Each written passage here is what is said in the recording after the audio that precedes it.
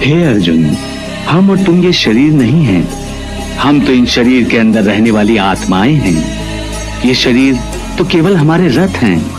हम उसके स्वामी हैं। रथ के टूटने से स्वामी नहीं टूट जाता। उसी प्रकार शरीर के सुख और दुख आत्मा को सुखी या दुखी नहीं करते। यदि हम आत्मा हैं, तो फिर ये सुख दुख का आभास हमारी आत्मा को क्यों होता है? ये सुख दुख का आभास आत्मा को नहीं होता, केवल शरीर को होता है। तो फिर आत्मा को क्या होता है? आत्मा को कुछ नहीं होता, क्योंकि ये होना न होना, सुख दुख, सर्दी गर्मी, ये सब प्रकृति के नियम हैं। आत्मा तो अविनाशी परमात्मा का अंश है, इसलिए आत्मा प्रकृति की सीमा से बाहर है।